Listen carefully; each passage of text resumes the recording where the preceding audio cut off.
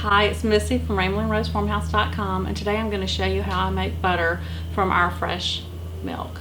So after we milk our cow, we filter the milk into a gallon-sized jar like this, and then we immediately put it in the refrigerator so that it can cool down quickly. Now, to get the cream will naturally start rising to the top, but the longer you let it sit in the refrigerator, the more cream you'll get. So if you want to get a good amount of cream to make your butter, it's better to let your milk sit for at least 24 hours before you skim the cream off of it. And so right now I'm going to show you how I skim the cream off of the milk. And what I use is just this little ladle. It's like the perfect size to put down in the jar and let me be able to get the cream off of the milk. So I go in, but I don't go in too deep. I don't want to go down and get into the milk. So you can tell the line of where the cream is and where the milk is.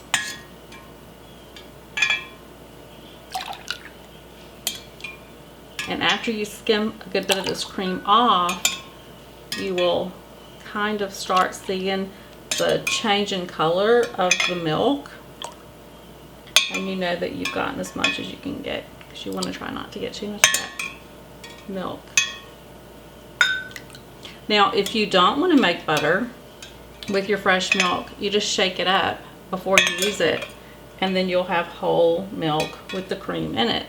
If you skim the milk off like I'm doing here to make butter, or to make cream, sour cream, or to use as cream, you will have like a lower fat milk, but it's still wonderful. So there, I've gotten the majority of the cream off of there. And so we are going to go ahead and start making the butter. Okay, now, so this is the milk that I just skimmed, and then I have a few others, because what I do is we pretty much go through a gallon of milk a day. So every morning, if I can get to the milk before the other people do, I skim the cream off of it and I put it in mason jars. If I don't get to it first, they shake it up and they drink it, and so I don't have cream to make butter. So I'm going to go ahead. This is the jar that goes with my butter churn.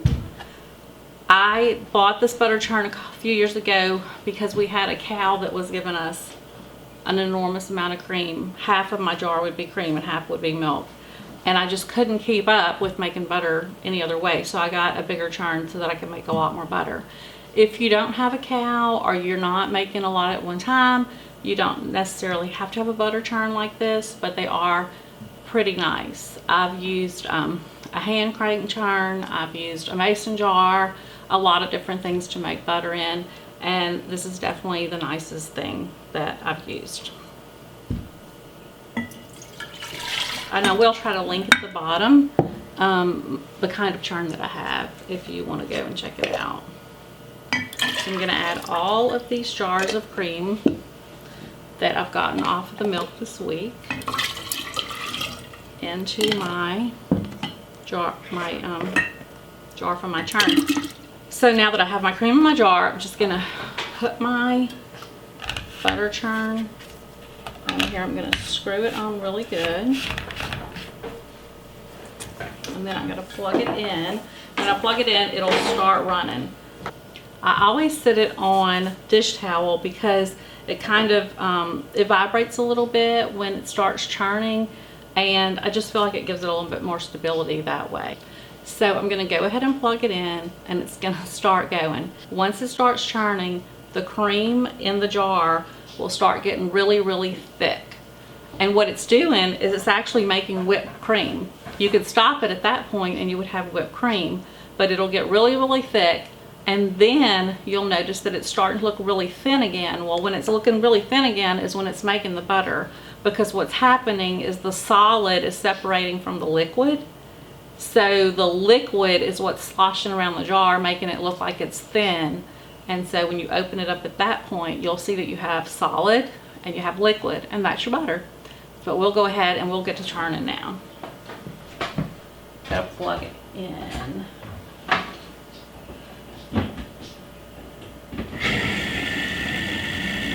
Okay, so it will take a while for our butter to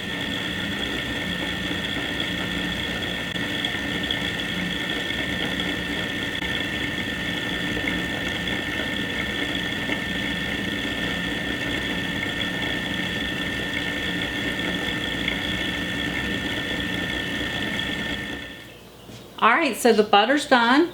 I don't know how well you can tell what it looks like in there, but I'm gonna open this up and show you what it looks like.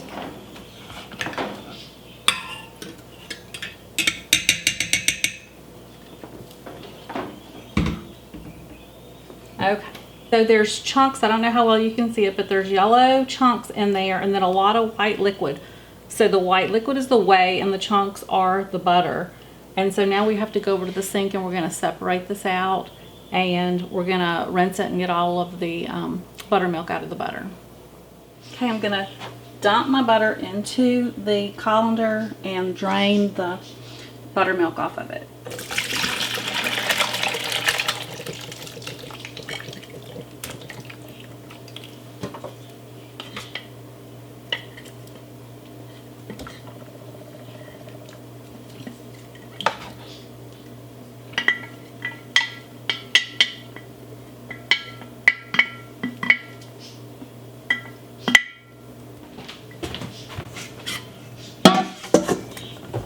Okay, so now I need to rinse the butter with really cold water so that I can get all of the buttermilk out of it that's still in there. If you leave buttermilk in your butter, it will make it spoil faster. So I want to try to get as much of it off of it as I can.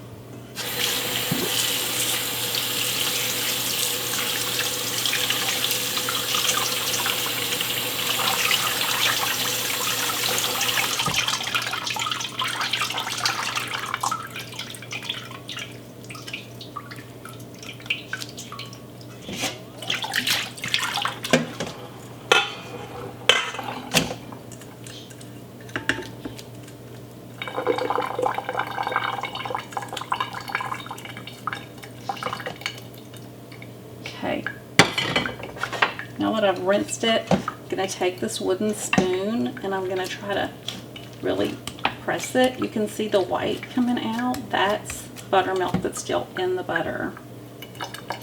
So I'm going to try to press my butter and try to get as much of that out as I can.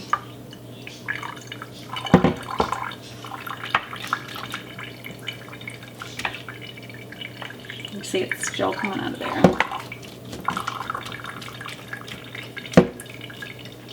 This is a step that you don't want to skip.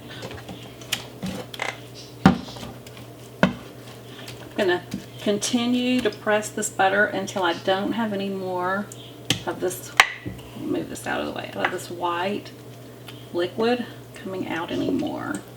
Because I really want to get as much of that out of the butter as I can.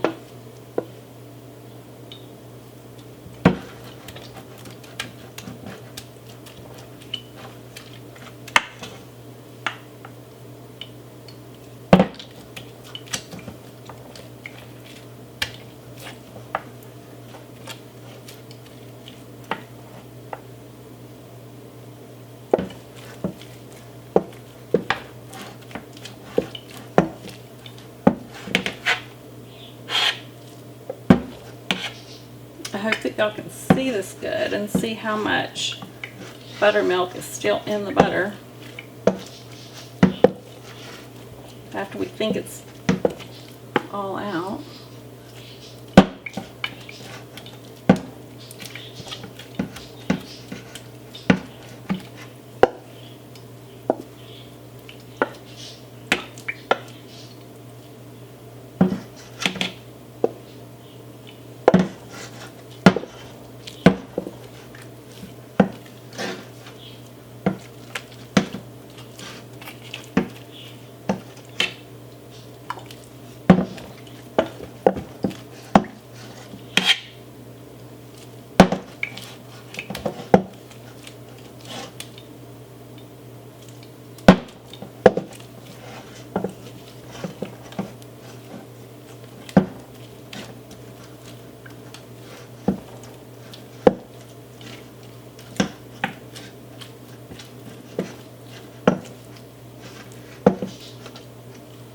See how much is still coming out of there?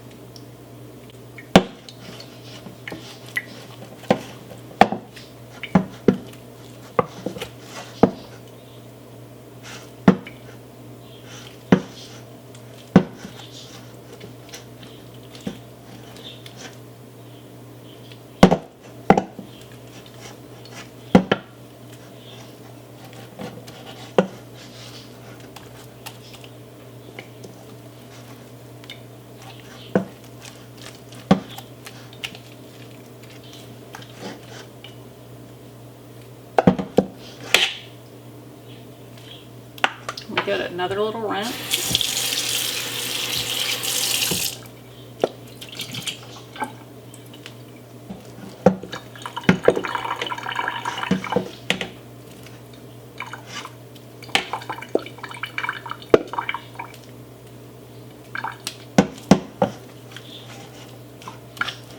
Okay, I'm going to call that good.